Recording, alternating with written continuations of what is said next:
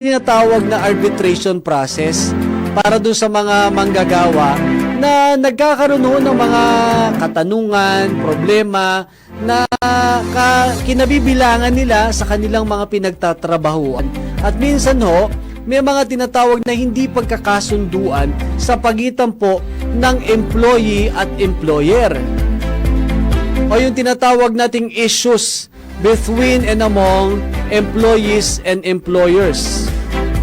Magandang hapon po kay Banyong Santiago. Maraming salamat po't nanonood sa atin. Saan man ho kayo naroon.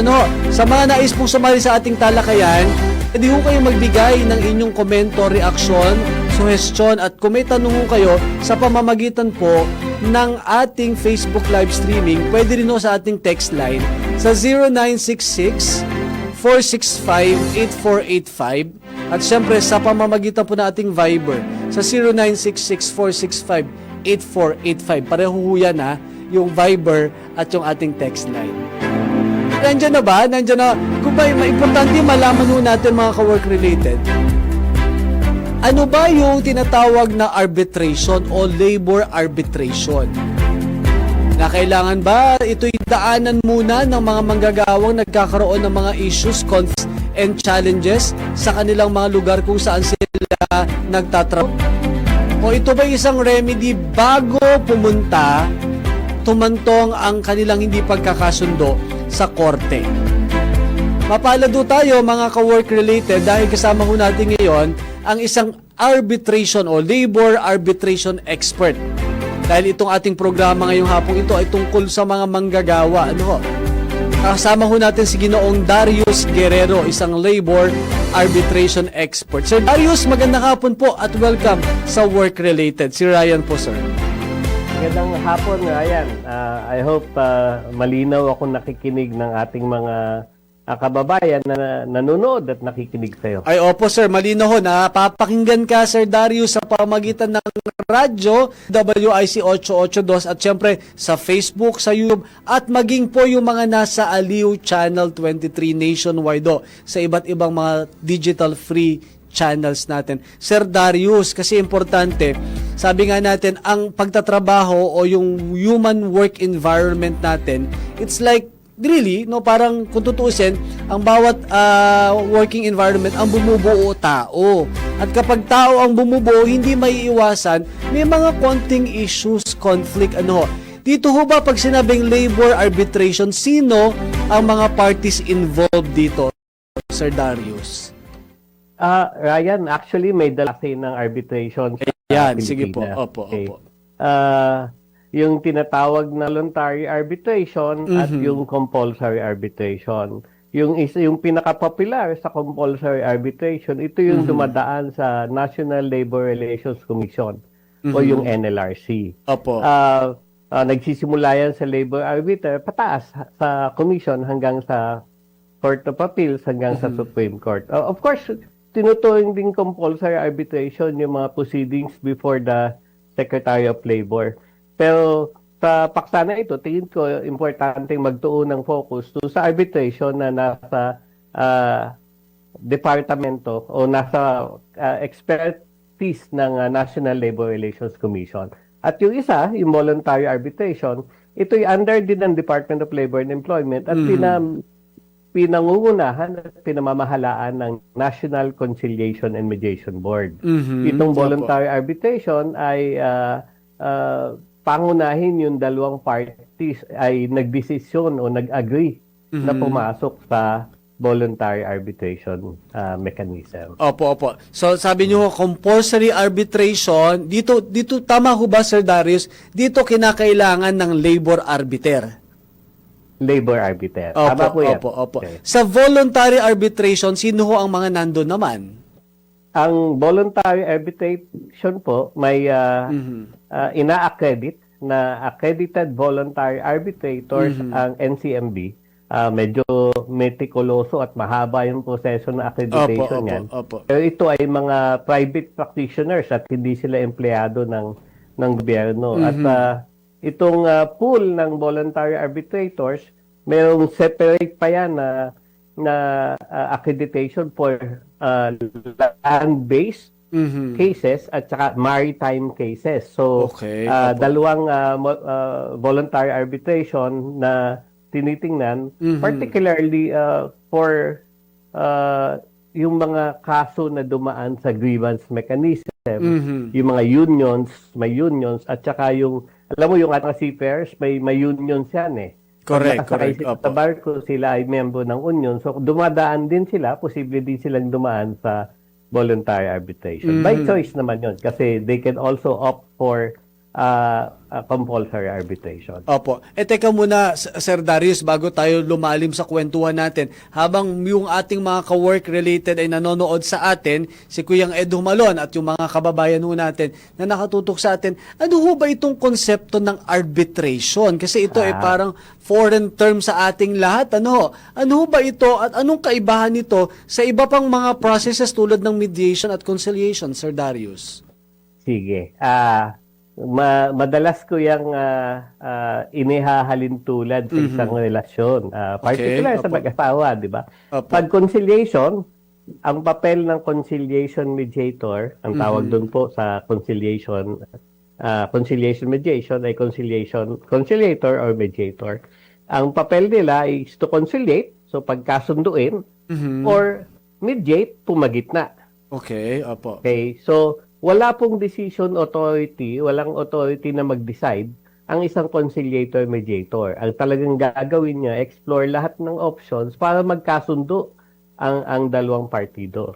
Pag sinabing arbitration, may isang third party, whether isang individual o panel of voluntary arbitrators na magde-decide ng case. Okay. So unlike Opo, opo. conciliation and mediation na pilit kayong pinagkakasundo at hindi matatapos yung kaso hanggat di kayo nagkakasundo, sa voluntary arbitration, isinasabit nyo yung inyong hindi pagkakasundo o hindi pagkakaunawaan sa isang third party or panel of arbitrators na siyang pwedeng magdesisyon dun sa hindi pagkakaunawaan ng dalawang partido. Opo. So yun po yung voluntary arbitrator at yun yung labor arbiter. Tama ho ba, Sir Darius, para sa kaunawaan ng mga nanonood na nakikinig sa atin, doon sa conciliation at mediation, ang layunin is to come up with amicable settlement between two parties involved. Tama po ba yon?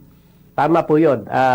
Bagamat sa proseso pa din ng voluntary arbitration or ng compulsory arbitration, laging mayroong oportunidad na subukang pagkasunduin yung dalawang partido kasi yun naman po yung esensya ng ating labor relations na hanggat maaari yung dalawang partido ay magkasundo. Pero siyempre, kung hindi magkasundo, despite efforts na i-conciliate o i-mediate, then baka ang solusyon ay may pangatlong panig o third party na siyang magdidesisyon dun sa hindi pagkakaunawaan o mga issues ng dalawang partido. Ito yung sinasabi, Sir Darius, na third party neutral. Yes po. Yan po yung Opo, impartial impartial na party, na third party na siyang pwedeng magdesisyon at meron siyang expertise dun sa field. Particularly sa labor relations or labor standard po yung mga kasi dahil tungkol po ito sa work related, sabi mo nga sa iyong programa. So lahat ng mga bagay-bagay na legal ayon sa pagtatrabaho ay dapat meron siyang ganong expertise. At dito, Sir Darius, sa labor arbitration, kapag kayong dalawang parties ay nag-agree na mag-submit sa arbitration process, they will have to respect kung ano ang i-render na desisyon ng arbiter. Tama po ba? Tama po yan. Sa voluntary arbitration, ang desisyon ng voluntary arbitrator ay final and executory. So, pagka dinesisyonan niya, bound somehow ang parties to comply with the decision kasi both parties din naman ang nag-decide na dalhin ito sa voluntary arbitrator. Sa level ng labor arbiter, sa compulsory arbitration, ang desisyon ng labor arbiter ay pwedeng iapila sa level ng komisyon. Okay. So, pagdating sa kung ano man ang naging desisyon ng labor arbiter, kung tingin ng isa o parehong panig ay argabyado o hindi sila satisfied sa naging desisyon, pwede nila itong apila sa commission. Medyo yun po yung pagkakaiba dahil ang desisyon ng voluntary arbitrator pag inapila, bagamat ang termino ay review, diretso po ito sa Court of Appeal. Samantalang ang labor arbiter, ang decision niya ay dadaan sa commission at pagkatapos sa commission, saka pa lamang pwede ito isubite sa Court of Appeal. Sir Darius, maganda itong pinag-uusapan natin kasi ito very unusual sa mga kababayan natin lalo't hindi alam yung proseso, no? Kasi ang kadalasan na maging resolve na natin, punta agad tayo sa korte. Minsan masyadong magastos yung pagpunta sa korte, mahabang proseso, wala naman tayong time, no. Lalo na kapag ang iyong katunggali o hindi kasundo rito ay kumpanya, minsan natatakot yung mga manggagawa dahil wala siyang kakayahang pantapat doon sa kanyang employer, Sir Darius. Tama po yan.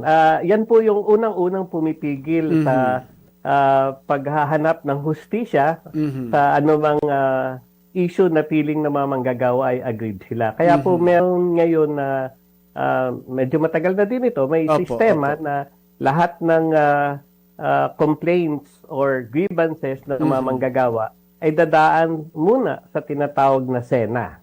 Single Entry Approach. Ito po ay hindi pa kasuhan. Ito po ay paghingi ng tulong sa DOLE o sa anumang departamento niya, NCMB man yan o NLRC, na o mismo regional offices ng DOLE na siyang magpapacilitate at magko-coordinate sa dalawang partido. At ang intention ay i-conciliate at immediate. So hindi pa siya formal na kaso, ang intention pa lang ay subukang pagkasunduin yung dalawang partido. Sir Darius, mamaya ako pagbalik, maganda ho yung binabanggit ninyo, no? Pag-usapan natin ano ba yung SENA na yan? Paano ba yan nagsisimula? Kumbaga, ano ba ang magiging origin ng pagpasok dyan sa proseso? Kung tama yung pagkakatinig ko, single entry approach. Ano ho? Mamaya ho, after the commercial break, gusto ko nating malaman, kasi may mga kababayan tayo, hindi naman lahat may access sa DOLE, hindi naman lahat may access sa ganitong usapan natin. Para magabayan ba natin, Sir Darius, ang ating mga ka-work related? Magbabalik ho tayo, makalipas lamang ang ilang mahalagang paalala. 3:30 na po ng hapon. Work-related with Ryan Lau. Oops, teka lang. Hindi WIZ Work-related with Ryan Lau. Nagbabalik ko tayo mga ka-work related ngayong hapong ito. Pinag-uusapan ho natin yung konto ng arbitration.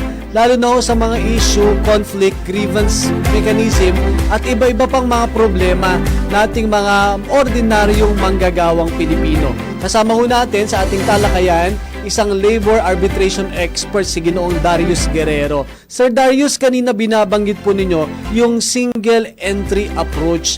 Ano ho ba ito at paano mapupunta dito yung isang empleyado, isang manggagawang may problema sa kanyang employer, sir? Yeah, salamat Ryan. Tama yan. Yan yung isang proseso na inintroduce ng Department of Labor and Employment kung saan yung ating mga kababayan na nais humingi ng tulong sa ating pamahalaan sa kanilang mga kinakaharap na mga issues o kaso na gusto nilang o grievances o complaints na gusto nilang iharap. Ang kailangan lamang nilang gawin ay pumunta sa pinakamalapit na opisina ng Department of Labor and Employment. Maaaring ito ay NLRC, maaaring ito ay NCMB, National Conciliation Mediation Board, o ang regional offices o field offices ng Department of Labor and Employment. Doon po, mayroong SENA officer na siyang tutulong sa ating mga kababayang manggagawa na plantsahin, tingnan, paano ba iharapin itong mga issues na ito at kung kailangan ipatawag yung kinatawan ng management, gagawin po nito. Opo. So, meron dyang hearing din, kumbaga, sa level na yan, Sir Darius? Parang informal po ito na hearing at clarification ng issues at pagka dumating yung magkabilang panig, ay susubukan silang pagkasunduin, linawin ng issue at pagkasunduin kung paano sila may iwasan na ma-elevate sa isang formal na kasuhan ang issues na kinakaharap. Kumbaga ito, tama ho ba yung understanding ko, Sir Darius? Ito ay parang ano lang, parang conference meeting pa lang ito. Hindi pa to yung formal investigation whether or not sinong may pagkukulang o pagkakamali. Tama po 'yan. Wala pong turuan o batuhan ng kamalian diyan. Ang intention ay papaano magkaroon ng amicable na settlement sa dalawang party. Opo. Sir Darius, ito ho ba sa konsepto ho ng batas, ito ho bang proseso ng SENA ay maaari nating ituring na mandatory bago humantong sa formal filing of complaint o reklamo ng isang manggagawa laban sa kanyang employer, Sir Darius? Yes po. Yan po ay mandatory kaya ang intention single entry. So lahat ng kaso ay dadaan dito bago pa mandalhin sa voluntary arbitration or compulsory arbitration. Bagamat yung sa voluntary arbitration, kalimitan yan ay dumadaan sa grievance mechanism. Iba pa po yun kasi kalimitan ito yung may mga union. Pero sa individual nating mga kababayang manggagawa, ang importante ay dumaan sa SENA kasi mula dito nasasala yung mga issues at kung aangat man sa level ng kasuhan ay mas malinaw at mas appropriate yung mga kasong masasampa. Para po itong sa barangay, may lupon muna. Okay, Na tagapamagitan na siyang umaayos muna at sinusubukan pagkasunduin ng dalawang partido bago pa man ito iangat sa korte. Ganon din po yung halos konsepto ng single entry approach. Bibigyan ko lang, Sir Darius, ng konting muka itong pinag-uusapan natin. Halimbawa, yung empleyado, ang reklamo niya ay mayroong constructive dismissal. Hindi man siya talagang tinatanggal sa trabaho, pero parang nagiging antagonistic at nagiging hindi na healthy yung environment sa kanya kasi kung saan-saan siya nilalagay na trabaho, anong function na hindi naman yung nature ng kanyang job description. So ito ay pwedeng pumasok dyan sa SENA, Yes Sir Darius. Yes po. Ang una niyang gagawin ay pumunta sa halimbawa ay General Office ng DOLE at doon ay kumonsulta at sabihin yung kanyang nararamdaman na panggigipit na batayan ng kanyang alegasyon ng constructive dismissal. At susubukin niyang linawin ng SENA officer, papatawag niya yung management at tignan kung saan sila magkakasundo. Diyan po ba sa level na yan, sir, halimbawa, nagkasundo na sila, pwede bang sabihin, halimbawa, doon sa case ng illegal dismissal naman, Sir Darius, pwede bang sabihin ng empleyado, o sige, hindi na ako magrereklamo, ibigay nyo na lang yung mga danyos na dapat nakuha ko, o bibayaran nyo na lang ako, at bago nyo ako i-reinstate. Pwede bang ganyan ang usapan dyan, Sir Darius? Yun talaga yung kalimitang nagiging resolution dyan. Magkaroon ng either kabayaran sa danyos kung may danyos or ilang pagbabago sa mga polisiya o sa pamamahala.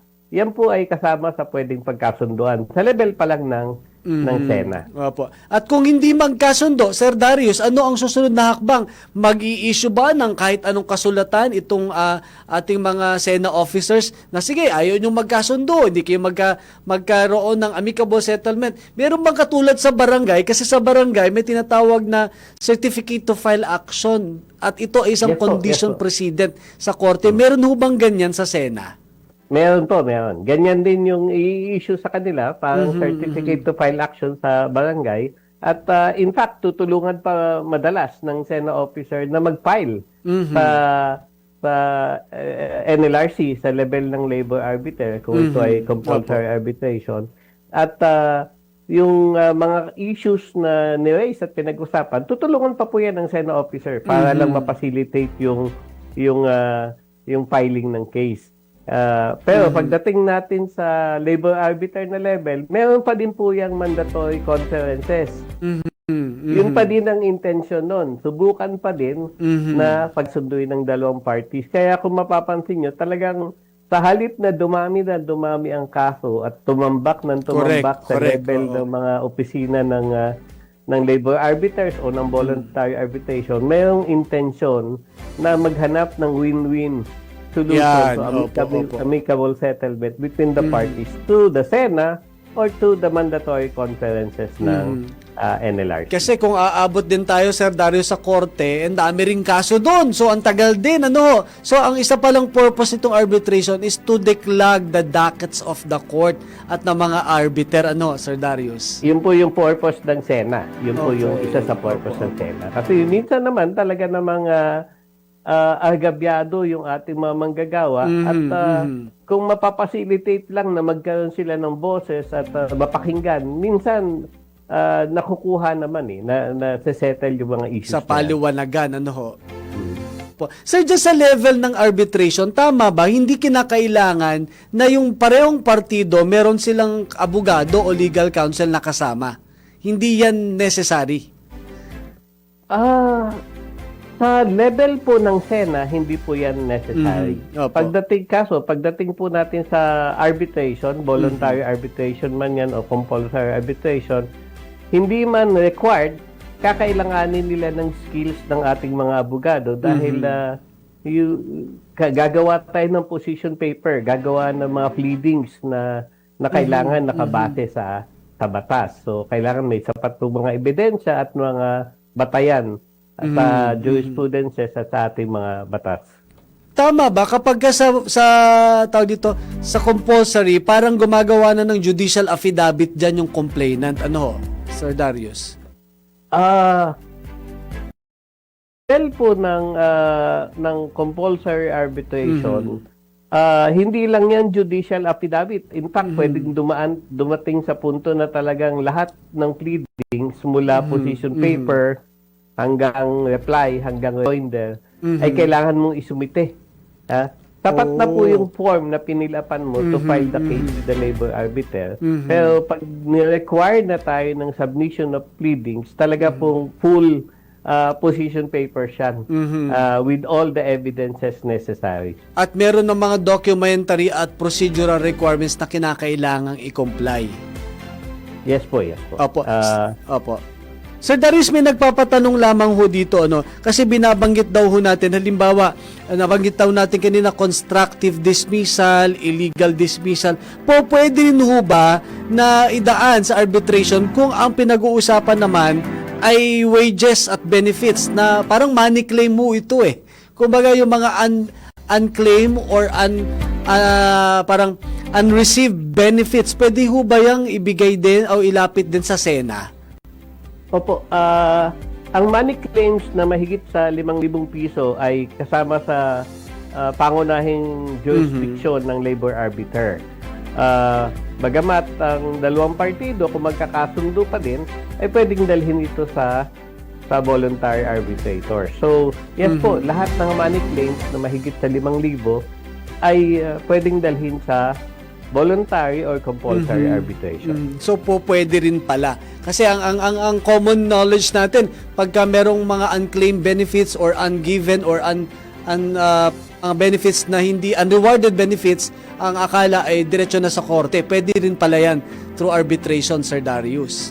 Actually, may tuturing din po kasing korte, bagamat quasi-judicial yung voluntary arbitration. Oo. Yung ating mga compulsory at voluntary arbitrators, sala ng ating mga compulsory at voluntary arbitrators. Kasi yan po ay pwedeng sampahan ng mga kaso sa pagitan ng management at ng manggagawa bilang individual o ng union kung sila ay mayroong organisasyon na ganito. Kung baga, quasi-judicial nga. No? Sir Darius, ito may nagpapatanong lamang, ayaw na magpabanggit ng kanyang pangalan. Pwede ko ho bang ilapit din sa arbitration yung hindi naming pagkakasundo ng aming, di ko na mababanggitin yung pangalan ng kanilang tanggapan kasi parang hindi daw sila sumasang-ayon. Bagamat wala silang union, hindi daw sila sumasang-ayon sa mga bagong ipinatutupad na patakaran ng kanilang kumpanya. Pwede ho ba nilang ilapit din ito sa arbitration? At tulad po nung pinag-uusapan natin, Sir Darius.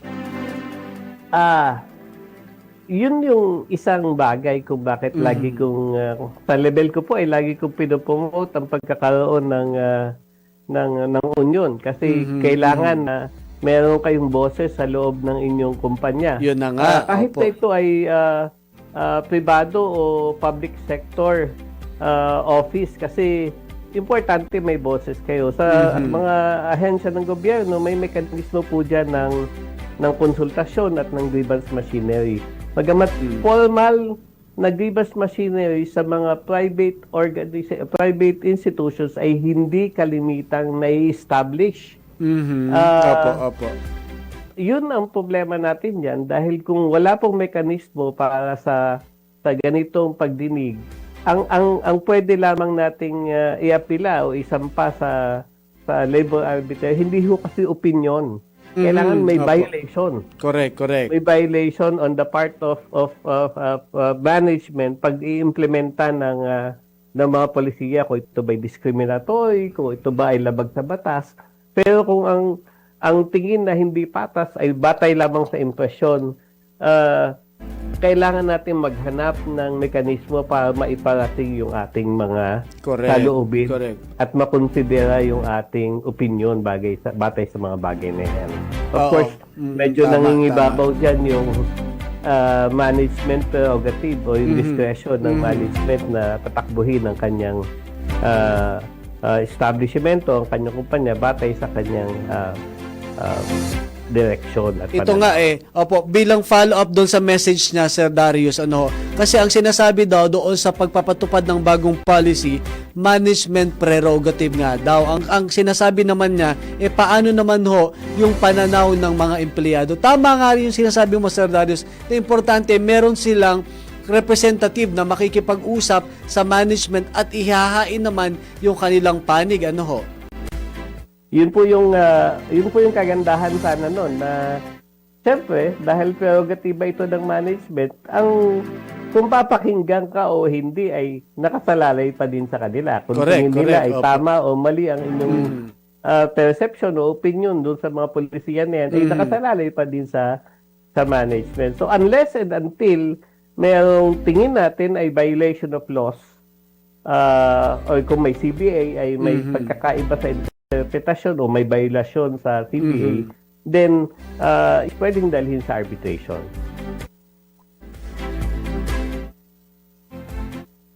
Pero tingin ko, pwede yung dalhin sa Sena.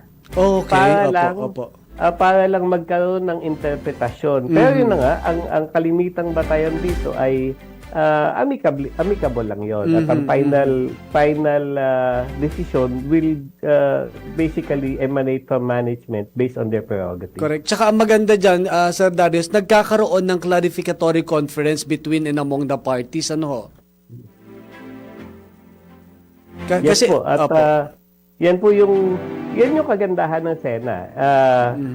Yun nga lang, medyo malungkot ang aking mga karanasan dyan. Pagka ganyan yung inisyatiba ng mga empleyado, medyo may mga employers na nag-retaliate at hindi nila tinatanggap na magandang aspeto yung pakikialam ng Sena. Kumbaga, ang dating sa kanila, parang inatake mo sila, ganon, Sir Darius. So, ang dami ko pong karanasan na binabalikan at tinatanggal yung mga empleyadong feeling nila masyadong malalakas ang loob para magsumbong sa Department of Labor and Employment. Pagka gano'n, halimbawa, Sir Darius, yung pag nagkaroon ng retaliation on the part of the employer, doon po pwede na magreklamo dire-diretso yung yung manggagawa na affected, Yes po.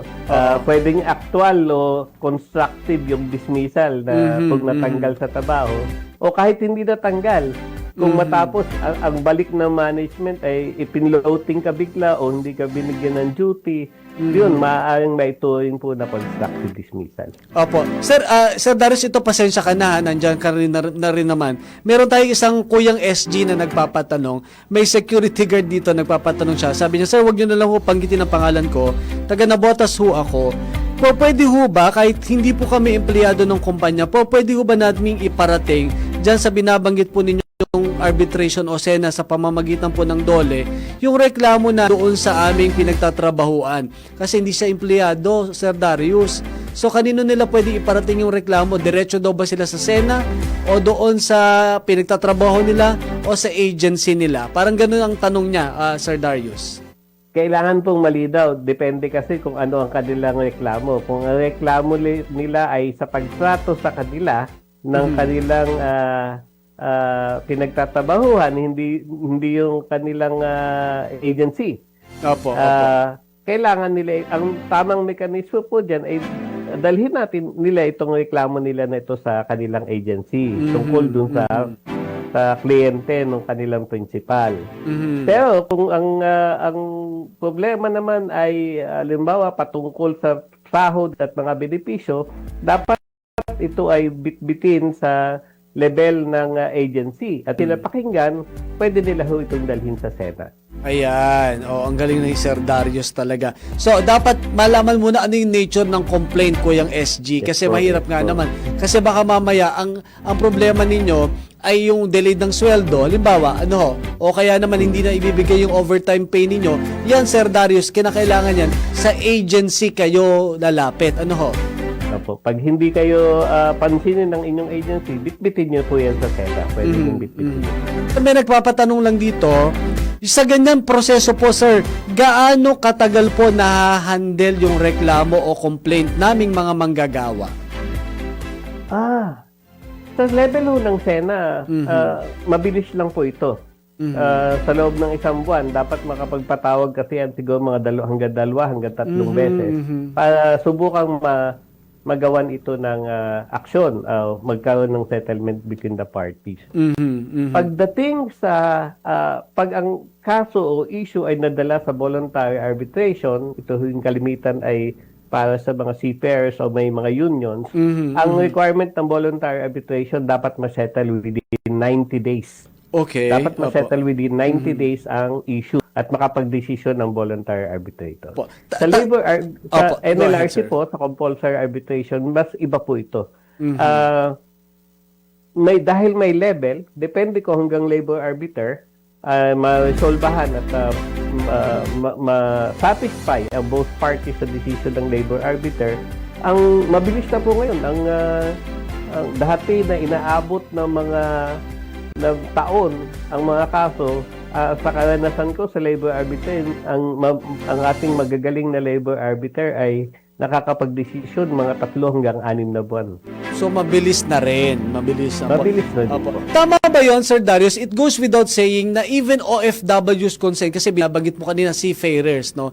Even OFWs concerned can be subject to arbitration? Yes po. Ang ating OFWs ay yung mga seafarer and ating mga land-based OFWs, may option sila. Particularly, yung land-based will have to go to compulsory arbitration. Hawak pa din po yan ng ating mga labor arbiter. Or even the seafarers. The seafarers, may option po sila. Sabi ko kanina kasi may CBA o may union sa ating mga seafarers. Opo. So, may option sila na dalhin yung kanilang kaso sa voluntary arbitration.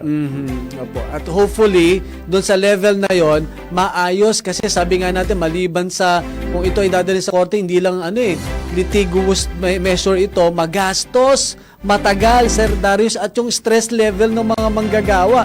Parang dala-dala nila yan, lalo na kung sariling kaso at wala silang kasama, yung binabanggit mo kanina. Iba kasi kapag personal yung kaso na hinaharap mo, kesa yung kaso ng union, Sir Darius? Yes po. Yung union, kalimitan may sapat na mga guarantees yan sa batas. At may mga madaming jurisprudences when we talk of their collective rights. Correct. Ang problema natin sa ating mga individual na manggagawa ay walang masandalan. Yan. Walang umaalalay sa kanila.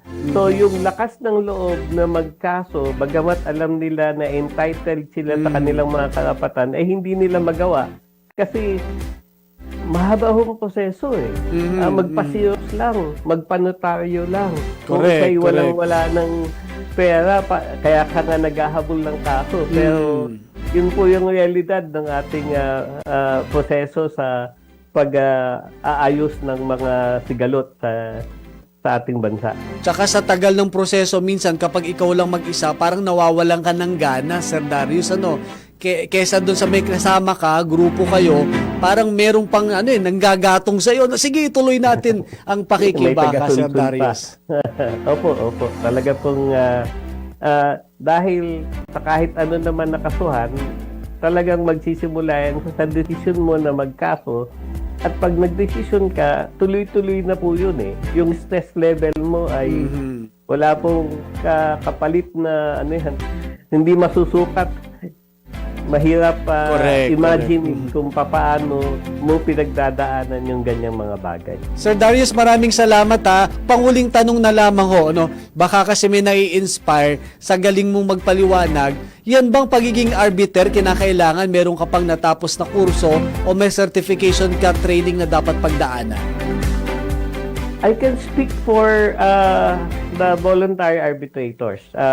Kalimitan po ng ating mga accredited voluntary arbitrators ay mga lawyers, mga former judge, mga director ng Department of Labor and Employment, o mga kapitan ng barko kasi nag-handle particular sa mga maritime voluntary arbitrators natin, or mga labor relations practitioners gaya ko. So dumadaan po ito sa mahabang training, interviews, examination. So, kaya naman.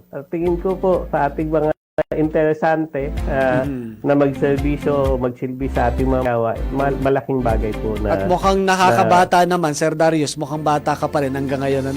Sir Darius, maraming salamat po at mabuhay po kayo at ang inyong pamilya, Sir. God bless po. Salamat, Ryan, at salamat po sa mga tagapakinig at tagapanood. Sana'y na-inspire po kayo. Salamat. Maraming salamat po. Mga ka-work related, yan po ang nakapanayam natin, isang labor arbitration expert, si Sir Darius Guerrero. Napakahusay. Napakagaling magpaliwanag. Very important ho yung mga binabanggit niya, lalo na ho doon sa may mga kababayan tayong manggagawa, may mga internal issues, conflicts, and grievances sa inyo pong mga workplace. Ano ho? Napaka-importante ho, yan ay maramdaman ninyo na merong ganito palang legal na proseso na po pwedeng pagdaanan para ma-resolba nang hindi dumarating sa korte itong mga challenges nating mga ordinaryong manggagawang Pilipino. Sige ho, mga ka-work related, tayo'y magpahinga muna, no? Bukas araw ng linggo, tayo'y magsimba kasama ang ating mga pamilya, mga mahal